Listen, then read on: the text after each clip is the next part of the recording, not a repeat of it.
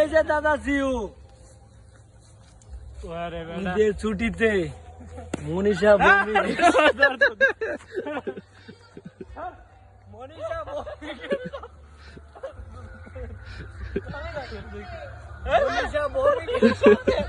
দেখা করছে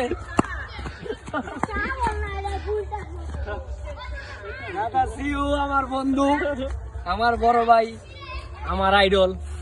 আজকে ঈদের দাওয়াত ঘুরি বুঝ করছে, পেটার অবস্থা দেখেন।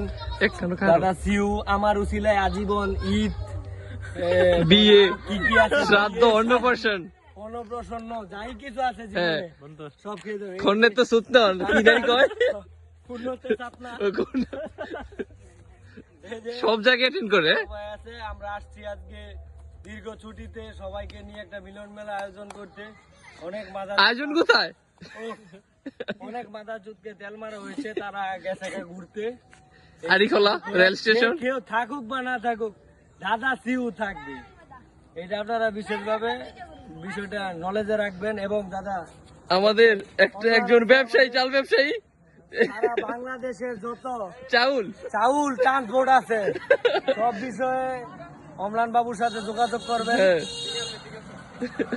যত প্রকারের 2 নাম্বার চাইল লাগে এই বিষয়ে ওর সাথে যোগাযোগ করবে।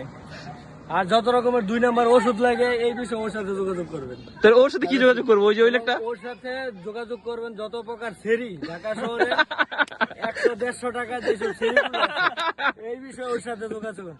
এবং আমার ভাতিজার সাথে যোগাযোগ করবেন বিবাহিত মহিলা, তাদের স্বামী থাকে বিদেশ, এরকম মহিলাদের সাথে কন্ট্যাক্ট করার জন্য আমার ক্যারেক্টার এত খারাপ না। এবং আমার সাথে যোগাযোগ করবেন যাবতীয় সকল বিষয়ে, ঠিক আছে?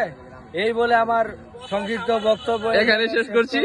সবাইকে ধন্যবাদ। এখন ভালো হয়ে গেছি, দাদা সিউকে নিয়ে আমি জীবনটা উপভোগ করতেছি।